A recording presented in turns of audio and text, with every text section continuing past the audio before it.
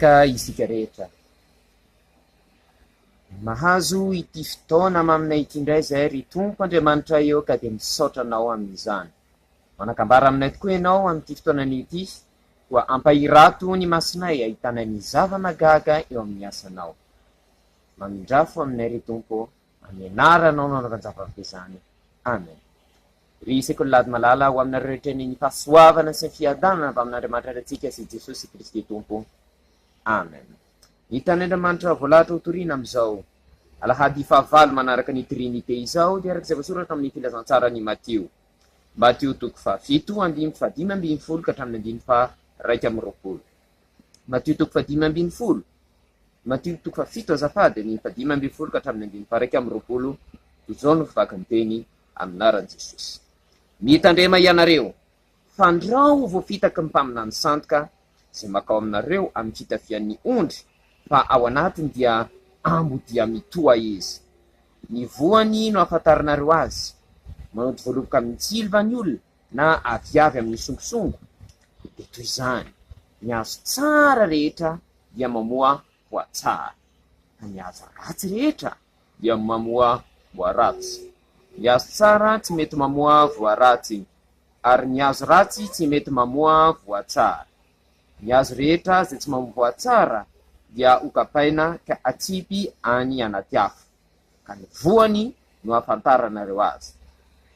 Tsy izay rehetra manao amiko hoe tompokotompoko no hiditra amin'ny fanjakan'ny lanitra, fa izay manao izay sitrapony raiko, misy sitrapony raiko izay any an-danitra. Amen.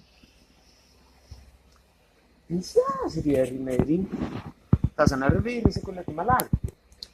Mety somary lavidavitra angamba izy io, fa mety misy malala any raha ny abeany. Ino io azy io? Io fa nisy nay fitaovy mafy hoe? Manga, manga tokoa io. Dia rehefa tonga ny fotoana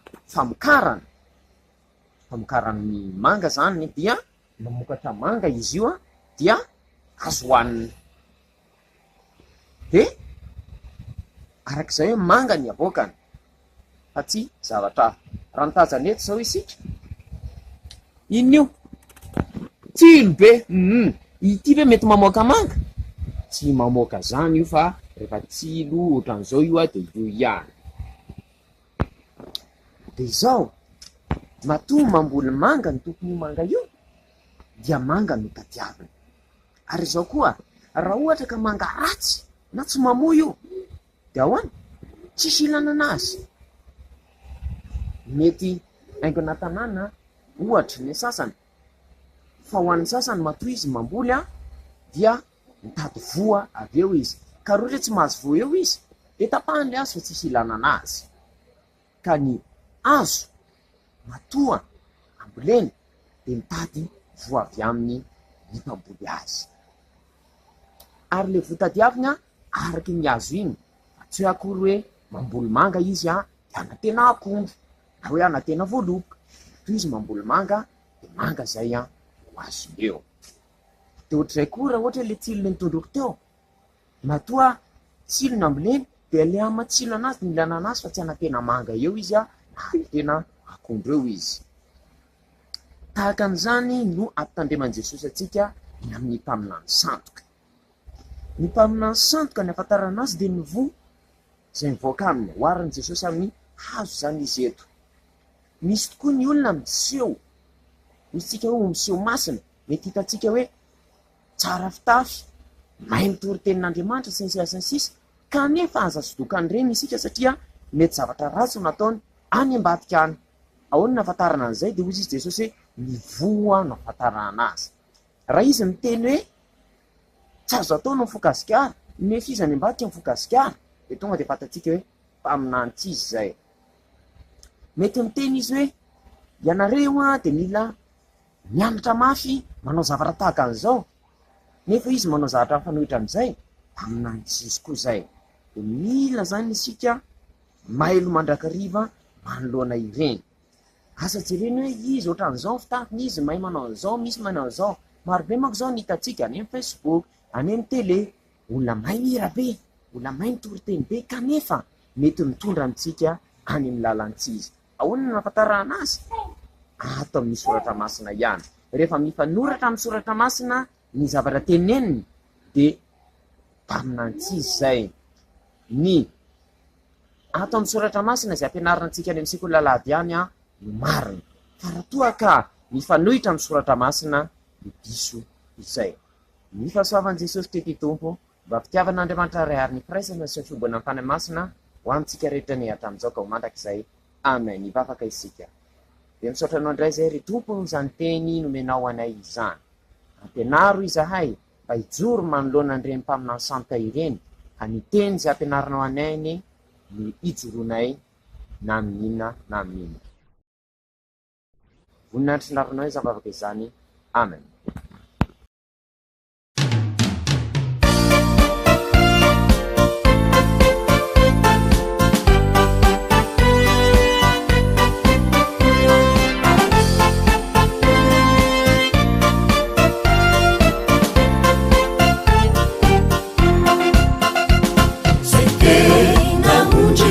Yesusi miaino ni feuni makatuni tenini zaite na hunjini Yesusi miaino ni feuni Yesusi miaino ni feuni makatuni tenini miaina mizani jambula yetwantani miaino ni feuni makatuni tenini fiada chani miaino ni feune makatuni tenini miaina mizani jambula yetwantani miaino ni feune makatuni tenini fiada nananu mena chani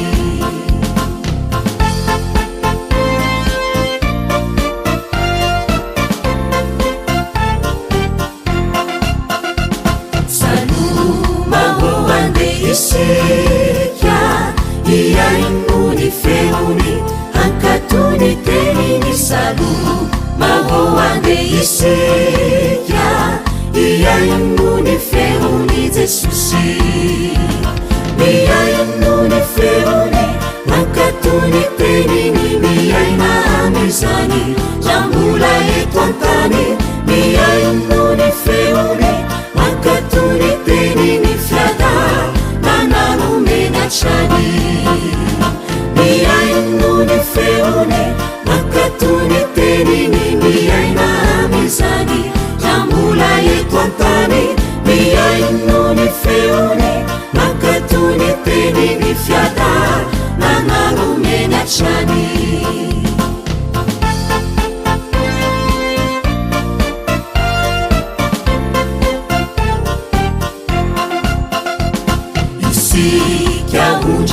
Yesusi turiu ni tenini ambarau ni tenini isi yagunji ni Yesusi iaino ni tenini Yesusi miaino ni feune makatuni tenini miaina mizani jambula yetwantani miaino ni feune makatuni tenini fiada nananu mena chani miaino ni feune makatuni tenini miaina mizani jambula yetwantani miaino ni feune makatuni tenini fiada nananu mena chani.